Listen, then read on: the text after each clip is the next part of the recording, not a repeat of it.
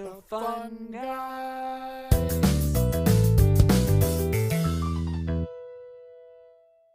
What is up, world? Hey, hey, hey! Why do you say that every time? I don't know. I just like saying it. Oh,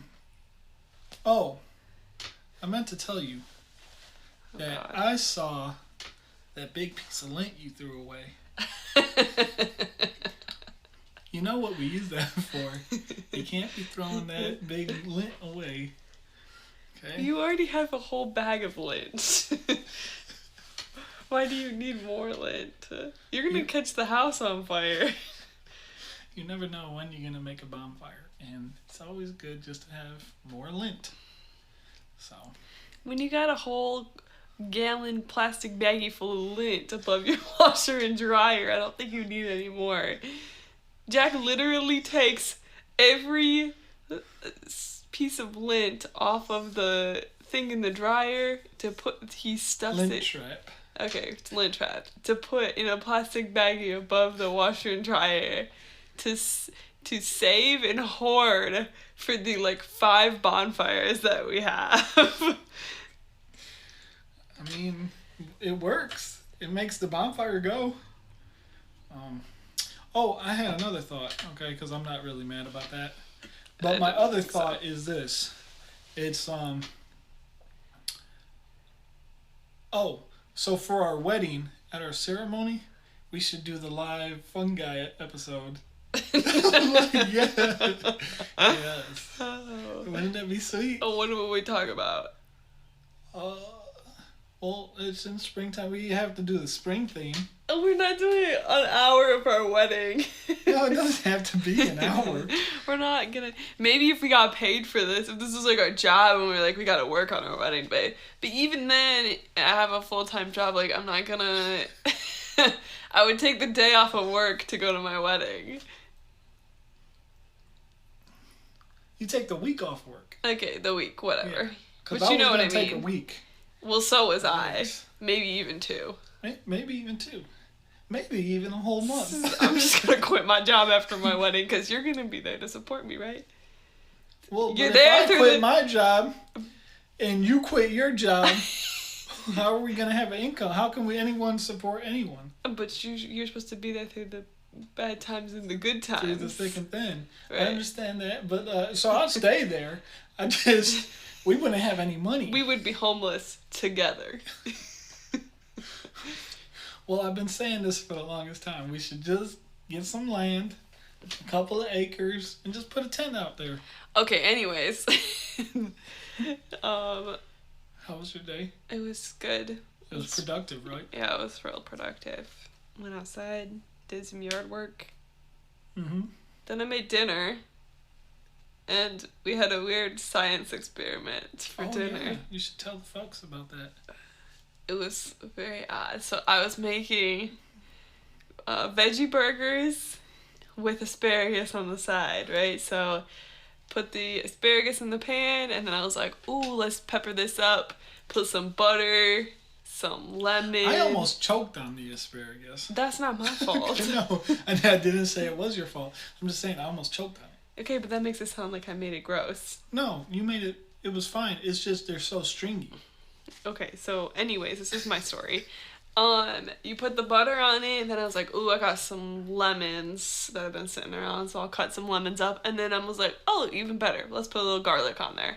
So I pop it in the oven, and I wait for it to cook while I'm doing some other stuff. And I pull it out. Well, first of all, I was like, because there was 2 rubber bands. There was 2 rubber bands on the asparagus, right? And I saved them. So if we need a rubber band, we have one. Mm-hmm. And I couldn't find one of the rubber bands, and I was like, did it end up in the oven? And I looked. No, I took one. You took one. I took one for my arts and crafts. So I have all my Sharpies. Okay. Okay. So that's what happened. Okay, so anyways, I knew it wasn't in the oven, but the thought crossed my mind where I was like, oh, maybe it ended up in the oven. And then, so I pulled out the asparagus to check on it. and there was blue pieces in it, like bright blue. So I was like, oh crap, like the rubber band really did end up in it.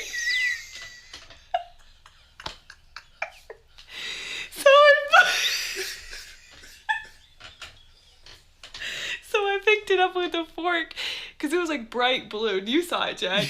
It was bright blue. And I picked it up so I could smell it to see if it smelled like rubber or like what it smelled like. You know, because obviously if you burn a rubber band, it's going to smell like a tire or something. And so I smelled it. And I was like, it's not the rubber band. And I double checked before I put it on the oven.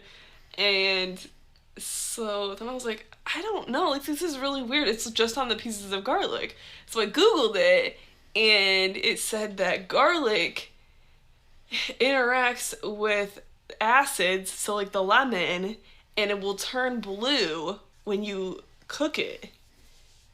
And it was really weird, wasn't it, Jack? It was weird. It was really weird. I thought I poisoned us, but I didn't. Jack just took the rubber band that I thought melted in the oven. So, okay, I can't hoard lint, but you can hoard rubber bands. Okay, we all have our things we like to save. We also have a whole garbage bag full, or a garbage can full of garbage bags. But also, I feel in the form of Doritos. That's just the way you fold it up. If you fold your garbage bags or your store bags, plastic store bags, then they save space rather than just like crumpling them up into a ball. Mm-hmm. It's true. I mean, before it was all the way at the top, and then when we started folding them like little teepees, I helped a couple times. You folded maybe two. Well, I wasn't that good at it. But anyways, when you fold them up like little teepees, then now we got a whole... Got like half the can. Half the can. Yeah. And you know, and what the funnest part of it is, we can take the, you know how you do with paper football? You can do that with a plastic bag. But I think that it's more like...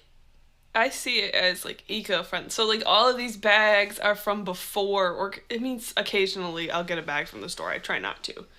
But if I do, I'm going to fold it up and then reuse it in our mini trash cans in the bathrooms or in the spare bedrooms and stuff. Right. So we also have a trash can that we put all the rags in. Yeah, because it's like a fabric trash can. No, it's a real trash can. So we don't use paper towels. This is... We never use no paper towels. I love paper towels, but we never use Jack paper towels. loves paper towels and hates the environment. No, just kidding. That's not it. But it's not a convenience. See, the thing is that do you even notice anymore? Well, no, but then I always feel bad getting a clean rag dirty. Why? The point is to get it dirty so then you clean it and then you have a new one. We have rags to clean up messes instead of... They're not even rags, they're towels to clean up messes, and then you put it in the bin. It's not a garbage bag, garbage can, it's a bin. And then you put the bin of towels, you dump it out into the washer, you wash and dry them, and then you get to reuse them. It's eco-friendly. Yeah, I mean, I'm not going to say it's not. You're definitely right. It is eco-friendly. Just like we don't use, like, the Swiffer sweeper thingies that you buy at the store. Right. You get the reusable one, you spray it on the floor, and then you scoop it up with the reusable one, and then you just pop that in the washer and dryer. Oh, yeah. Okay, so eco-friendly can tie us into our next topic. Okay, are you going first? I thought that you could go first this time, so it could be like an on and off switch. But then we're gonna get confused. No, it's fine. You can go first. I haven't recited mine yet. So you're gonna... I'm doing mine a straight raw version, okay? So... Do you even know what you're talking about? Yes, I do. Okay. I have all the notes right... Wait. Wait for it. Wait for it. Right here. Boom, bam, boom. Look at Okay, that. cool. Oh, look at all of them. Wow. There's so Did many. you I even even- have sources at the bottom. Wow. Did you even work today, or is that all you did? I worked today. Yeah. Oh, okay. Looks like that took a lot of time. No, this took maybe 25 minutes at the most. Okay, I can go first then. Okay. It's fine. Okay. Okay, so my topic today is going to be redwoods. Okay, so you were gonna choose this one Yeah. because I remember you had the other one that you were gonna choose. Well, I have a whole list. Okay. Yeah. So we're going to talk about redwoods. It's also called coast redwoods because they are along the coast of California and go into Oregon? Is that the state There's of Washington and then Oregon. Then. Oregon, yeah. So it's in like southern Oregon and California. So they're That's northern. They're a northern tree, Yes. and they are a tree, right? Yes. Okay. It is a tree. Good question. So I'm gonna go through some facts. So I found a website called 10 Cool Facts or something along those lines. Mhm. Okay. Do you have So you know. Okay. So then. Okay. Go ahead. This works What? perfectly. Okay. Okay. Go ahead. After you. Okay. I don't know what you're getting excited about. No. So you remember how last episode I had kind of like just kind of like a twist on some facts of mosquitoes, and I made up my own conspiracy. Uh-huh. But you had like the good tulip mania. Story. You had the good story. The first fact is that they're the tallest tree on Earth. They can grow up to 300 feet or more.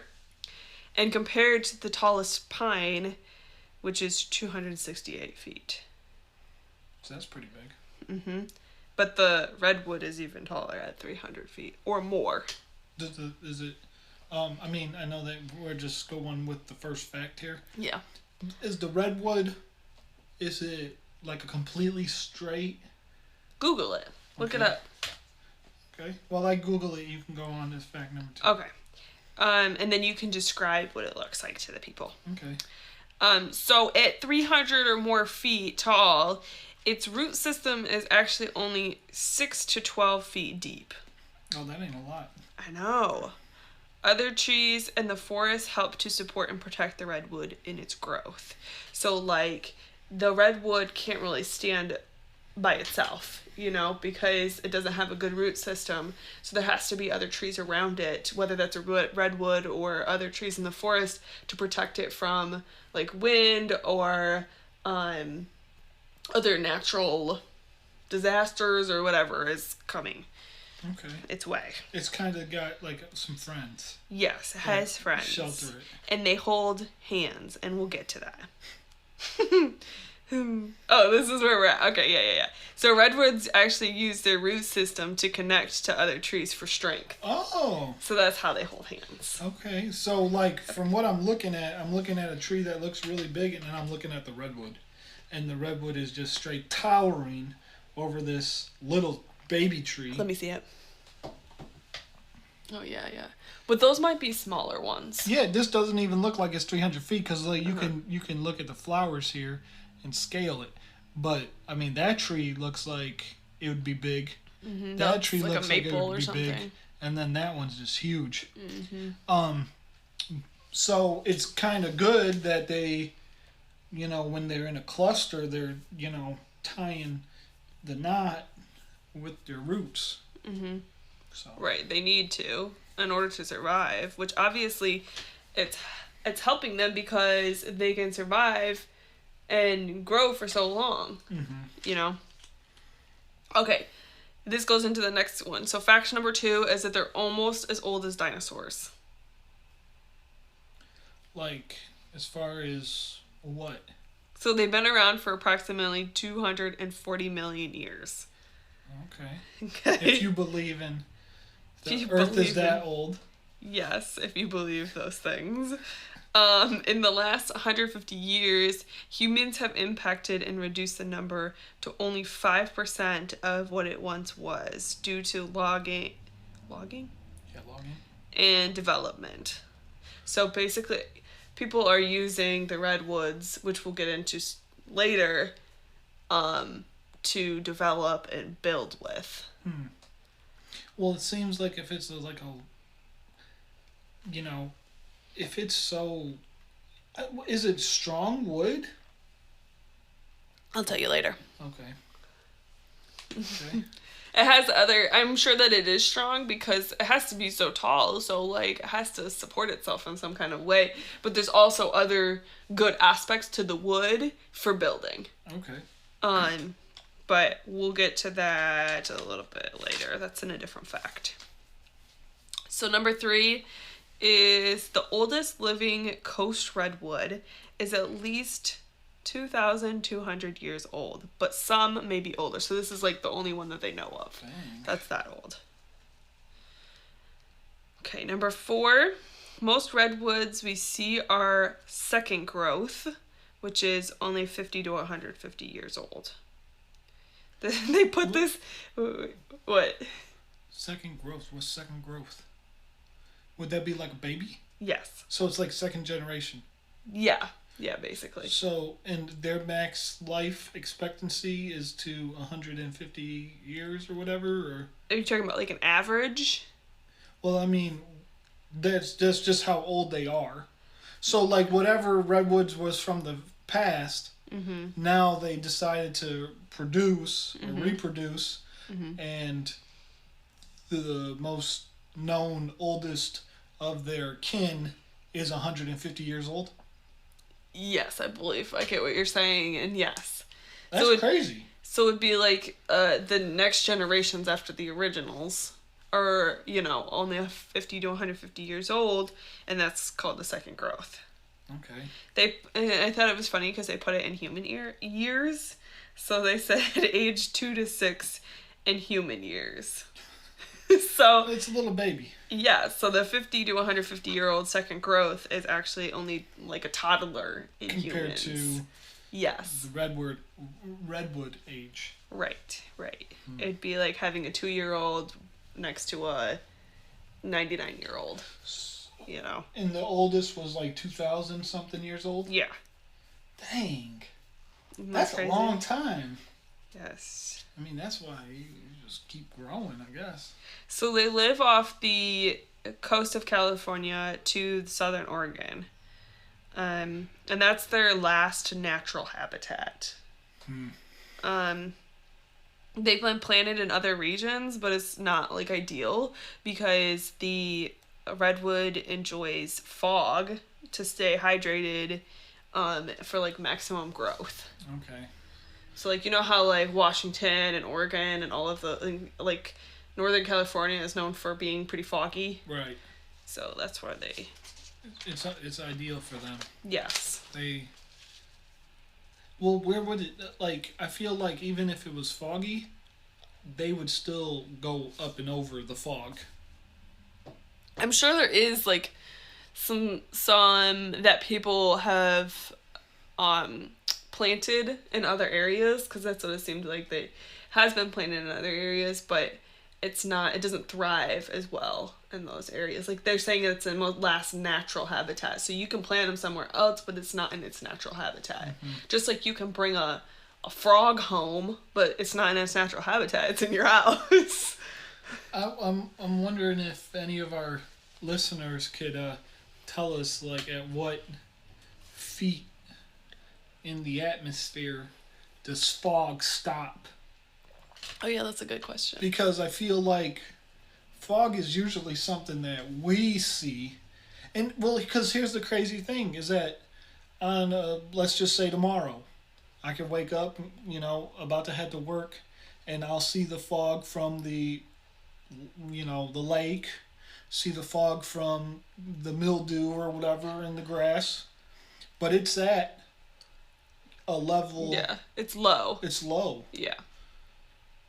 I mean, but it also depends on the oxygen. So maybe it's like really oxygen rich if these redwoods are, I don't know. I'm curious about that. And so, anyways, I'll let you continue. Okay. One of the facts was that its Latin name is Sequoia sempervirens. Oh. Say that 5 times fast. Sequoia second king. Sequoia, I can't say it. It's hard. Yeah. So another thing is that the redwoods are pretty important in climate change because they capture they capture more CO2 than any other tree on the earth.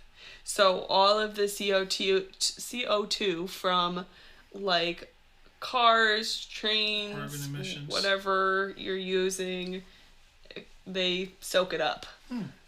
So they're very healthy. Yeah. Yes. They're helping us. They love us. They love to smoke.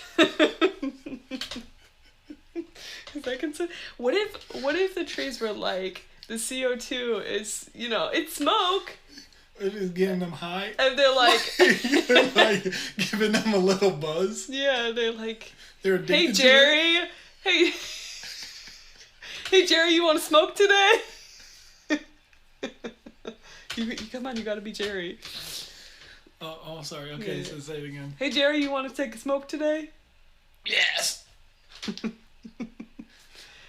Let me get one box of Newport 100s. Here comes the train. Woo!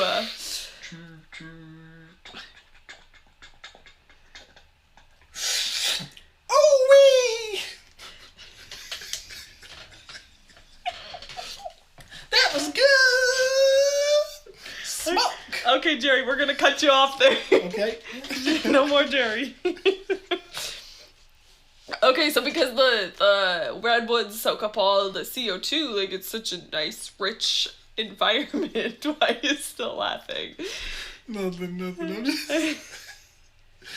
Okay, so because they soak up the CO2, it's such a nice environment. Yeah, it's like our rich. Our world is. Yes. Or it's probably very oxygen rich over there in Northern California. Right. I don't know how much it's gonna do in Monroe, Michigan. I mean, we legit got a nuclear plant right behind us. Don't tell people where we live. Oh. So wild and endangered species like mountain lions, the coho salmon, and the marbled murrelet depend on the redwoods as a habitat to survive, where people are establishing and taking over what was once a natural habitat. So they're It's just kind of really sad. Yeah. What was that fish again? The coho salmon. Look up the marbled murrelet because I didn't know what that was and I wasn't interested enough to Google it. How do you spell murrelet? Murrelet.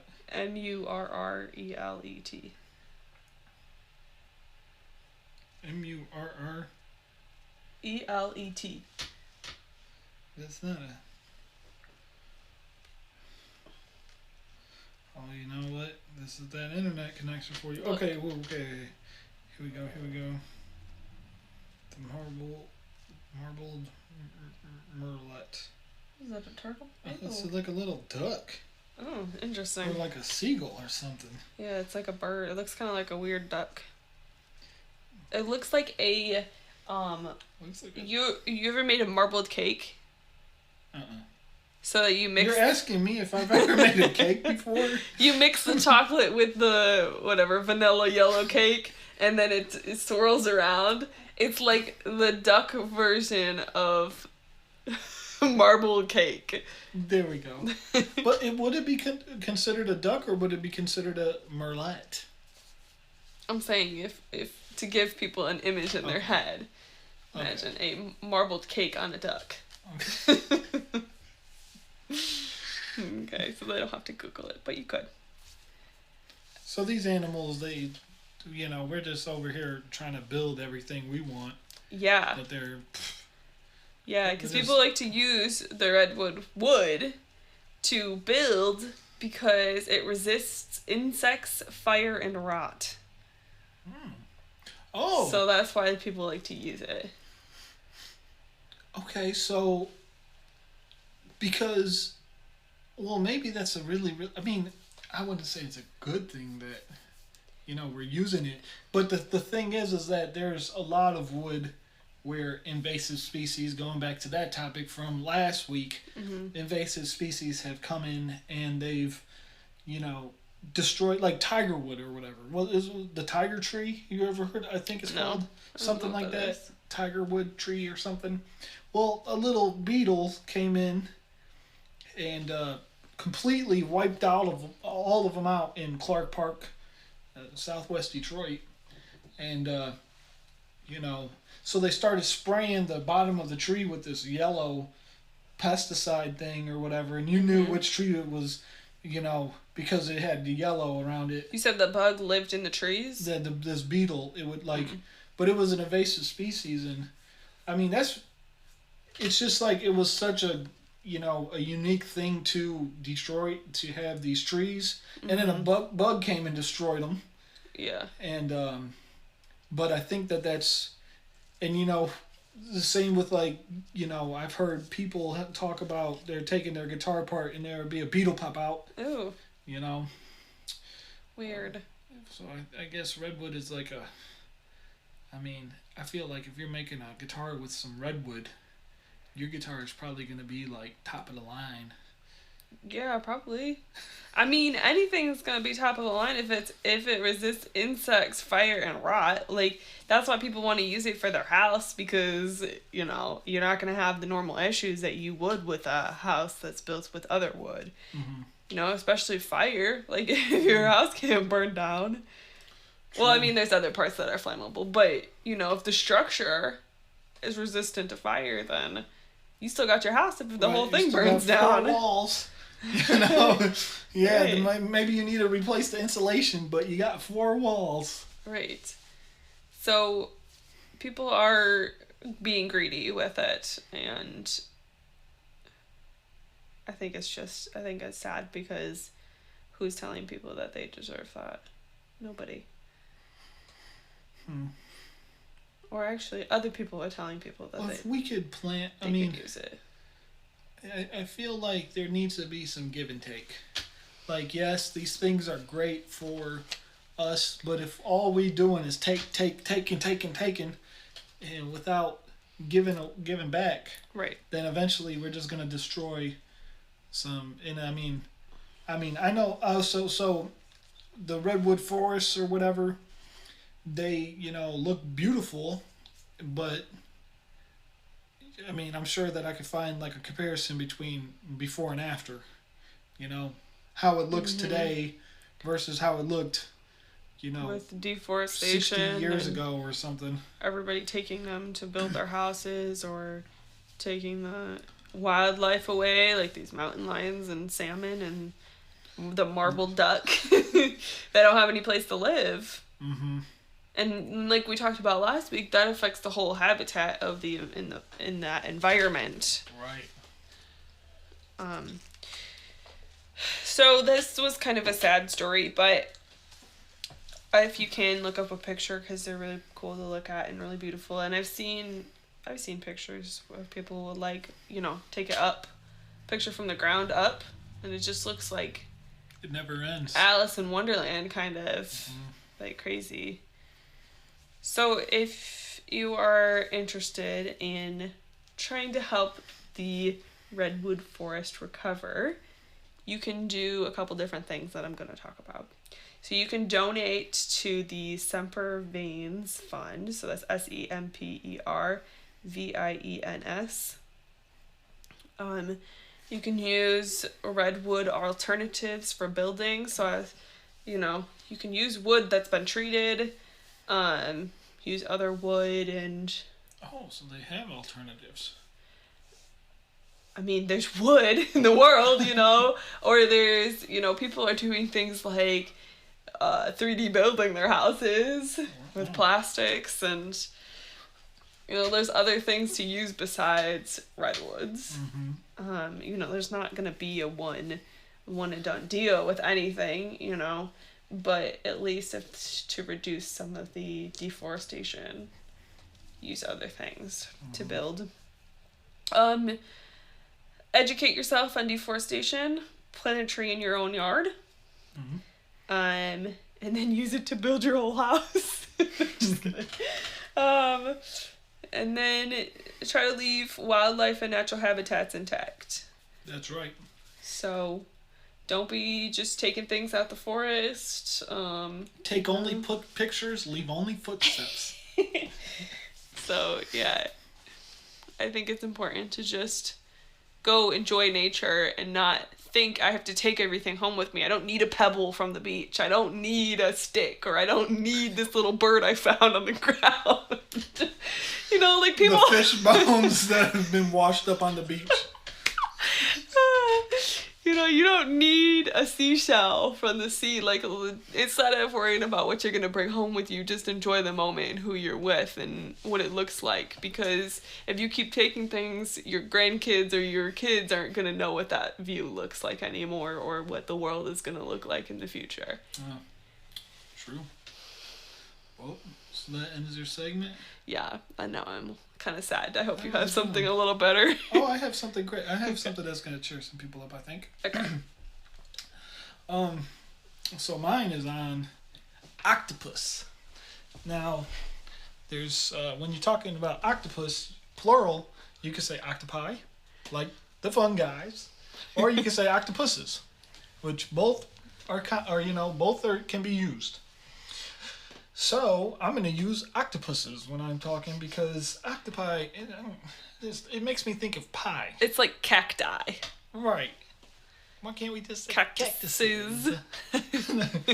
So octopus. Yeah. There are exactly 300 species of octopus. Mm-hmm. And an octopus is a soft-bodied, 8-limbed mollusk. Mollusk. Mm-hmm. Okay. I believe that's the word. Kind of like proboscis. No, that's the word, I'm pretty sure. molluscs. Mollusk. No, you were right. You're confusing me. Wait, what did I say the first time? I don't even know. Mussels. What does it say? What did you write? Look, I wrote that. 8-limbed molluscus. It's a mollusk. Mollusk, okay. So, there are exactly 300 species of octopus, which are soft-bodied, 8-limbed mollusks. This is not including scuttlefish or squids. What's a scuttlefish? A scuttlefish is like a squid, except for it has like the little thing on the top of that. Like, the light? No, well, like it has lights in its head. You never look up a scuttlefish. Whenever I hear scuttlefish, I think of Scully from The Little Mermaid. Wasn't his name Scully? Maybe it's like that. Let's see. Scuttlefish. Yeah. Isn't it cute? Wait, is it a cuttlefish? Maybe it's a cuttlefish. What I say? You said scuttle. Oh, I thought I said Skittles. Taste of rainbow. We are not sponsored. Okay. Is this what it is, though? Yeah, it's like that. So yeah. it's the zebra of the sea. No, well, I mean, they all have the kind of same features, you know. They camouflage so it's and stuff. probably like that. Yeah, it's like that. Okay, yeah. so so it's not a scuttlefish. My bad. It's a cuttlefish. So it has tentacles in the front, and it kind of looks like it has a shell in the back, but It's not a shell. It looks kind of soft. Right. Okay. While the octopus doesn't have its it has its head and then its tentacles. Down. They go down. Right. Whereas this one goes forward. Right. The octopus has a beak, 2 eyes, and also a siphon, which they use to move and breathe. What's the beak, though? Where's the beak at? The beak is underneath them. So, let's say We need a mop. Okay. I'm like this, right? Okay. There's my little octopus body floating around. Jack is currently dangling his arm. And what I'm doing right now is that's my siphon. Oh, okay. His mouth is the siphon. Okay. And so my beak is like where my belly button would be or something, you know? So, anyway. But what's the beak intent? Like, what's the intention of the beak? Is it its mouth? It's its mouth. Oh, okay. It chews on crabs. But is it hard? Yeah. It's like a a bird? It's like 2 teeth. Okay. And it's like sharp, and they, you can always. Are you out of breath from that? Yes. Jack literally leaned over and got back up. He's out of breath. An octopus's nervous system is complex, and their eyesight is among the best of the animals. One of the most intelligent creatures, and they have different behavior than most animals. Okay, are you gonna get to the point where you're talking about them like escaping jars? Well, so I mean, for the Did most I part, ruin your story? Well, no, you didn't. Okay. They're gonna, they're very highly intelligent. Yeah. So I'm gonna touch on some of that stuff. Okay. After I. Excuse me. You see what happens when I exercise? You explode. Now, here's a crazy thing. All octopuses are venomous, but only a certain blue-ringed octopus is deadly to humans. Do you know what that blue-ringed octopus is called? Garlic with lemon? Nope. It's called a blue-ringed octopus. Okay. In some parts of the world, they are eaten raw and considered a delicacy. I ate an octopus one time before I was vegetarian. I was like 12. Was it chewy? It was at the Rainforest Cafe. Don't know why. I don't know who I was there with. Oh, I ate an octopus. Yeah, it was like chewy. It was like chewing a piece of gum. Was it good though? Not that I remember. Like, it was like okay, but I've never really been a fan of seafood. Now here's something that's crazy. Mm-hmm. So we touched on how you just mentioned that they can get out of jars. Yeah. Or they could squeeze through a pinhole to get to another side so that they can eat a crab. So with how incredibly intelligent these creatures are, one might have to ask, does an octopus have a soul? What? But here's the real question. Okay. Do any animals have a soul? Now you're going deep. We're just focusing on octopuses. Okay. But before getting into that, I thought, because you know how you talked about the 200 million years ago or whatever Jurassic period. Okay, so before getting into that, both creationists and evolutionists have used the octopus to argue their side. Seeing as the octopus is incredibly more complex, then, I can't just sit here and give facts about it for the next 7 hours, We'd be here all day. But just keep in mind that there is some people that even believe octopuses are from outer space. Okay, I think I've heard that one before, like they're aliens or something. People believe they're aliens. Yeah. Okay, so like I can understand two, very different points of view coming and arguing, well, this is, this eyesight because, but now we even got people that believe they're from outer space. I mean, if you look at an octopus and you look at what people say an alien looks like, it kind of looks pretty similar. Big head. Big head. But they also, small body. Aliens have big eyes. Yeah, well, you could see the eyeballs on that octopus that you showed me. True. Or cuttlefish, sorry. Cuttlefish. Cuttlefish, right. Yeah. Well, who knows? I don't believe they're from outer space. But octopus have very short lifespans. A few months to 5 years. Because of their unique behaviors and their intelligence, they sometimes come off as playful, and they have a social demeanor. They seem to be more human than what they actually are. Which leads me back to the question of how conscious can an octopus be, and can an octopus have a soul? Is there an octopus heaven? That's not the question. No, soul and soul. It's all about self-awareness, or I mean, not self-awareness, but like consciousness. Oh, see, when I think of soul, I think of heaven or hell. Yeah, like I think, where's your soul going when you die?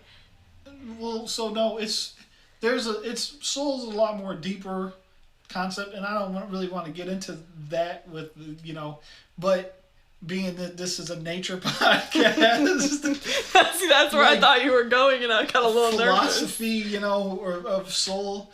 There's many people that believe soul doesn't exist. Okay, a soul doesn't exist, but there's also the idea that a soul and our conscience are like one of the same.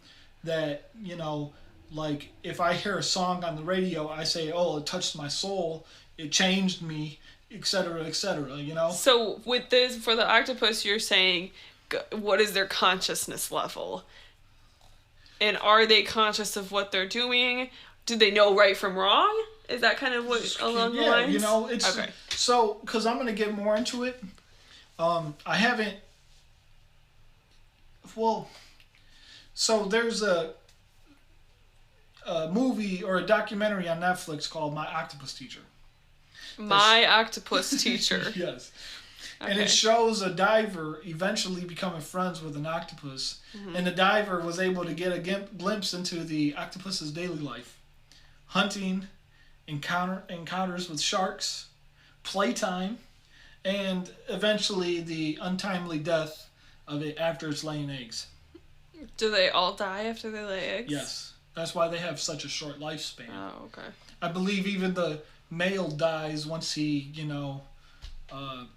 once he reproduces. Right. So the story ends, but the glimpse into the octopus's life does not.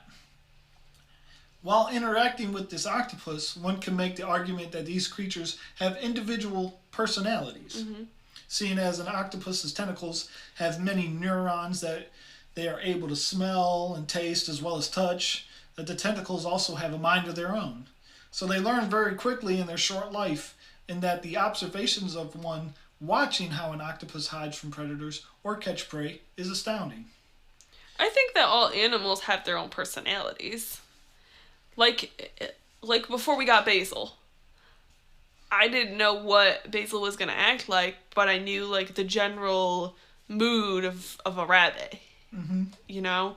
And then once we got Basil, you realize like he has a lot of like interesting quirks and personalities for being a rabbit. Right. You know, like with the dog, it's like people who have dogs all have different personalities. They bark at different times. They do silly things or get your attention in different ways. And so I personally, how do you feel about like animals? I think all have their own personalities. I think they all have their own personalities. And so this is what I'm going to tie into why I believe animals also have souls.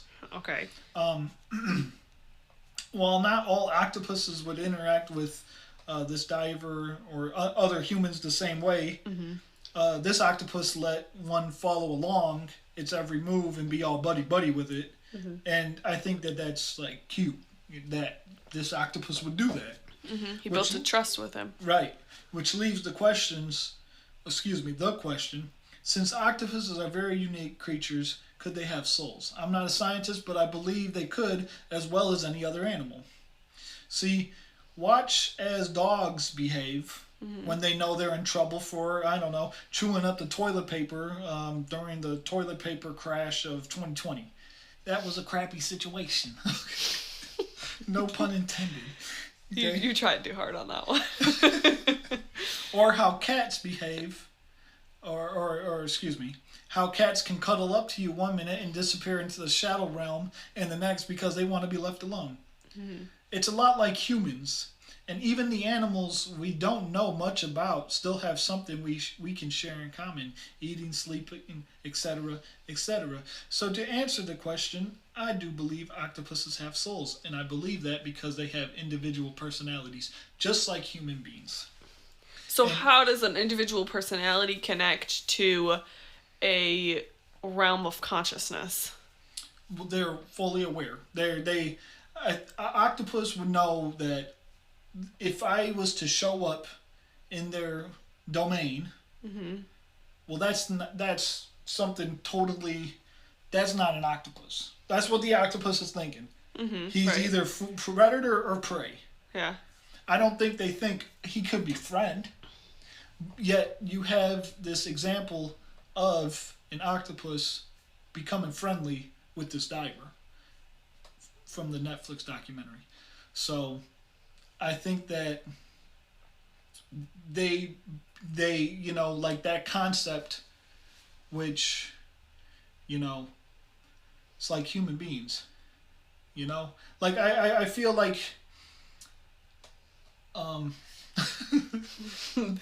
You understand what I'm saying, I right? think Maybe I get along the lines. I'm just a little bit confused, and it's not to say that you're wrong or right, but to say like I guess I don't fully understand the concept that you're trying to get across. Okay, this. so conscience, you know, it's so you're in the animal kingdom, either you're predator or prey. Right. Okay. Like, for instance, do you believe that dogs think? So, like dogs, they don't necessarily think this. It's either because we've been exposed to them for so long that they've changed their way of thinking, or something. We've conditioned them to be submissive to humans. Right. So. And so when they reproduce, the next, litter has to get used to humans, but also along the lines, I think it just becomes habitual, a thing that like may or may not be passed down.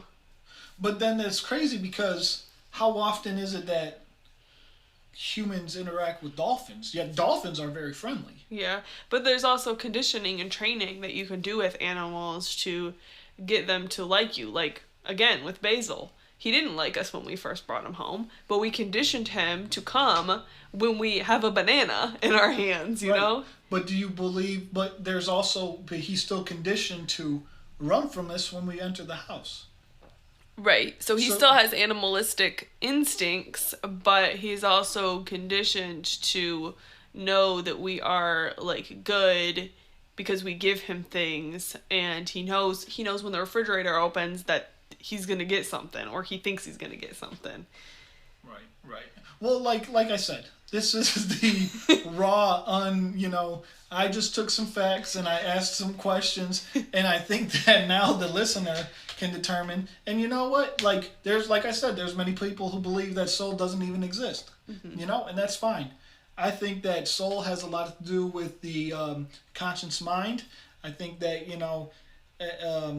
if you believe in that kind of thing, cool. If you don't, cool. I think that it has a lot to do with, how we interact. Even me personally with other, like if I was to interact with like that, Wanda's dog outside. The neighbor's dog. I don't know. I feel like animals can have souls.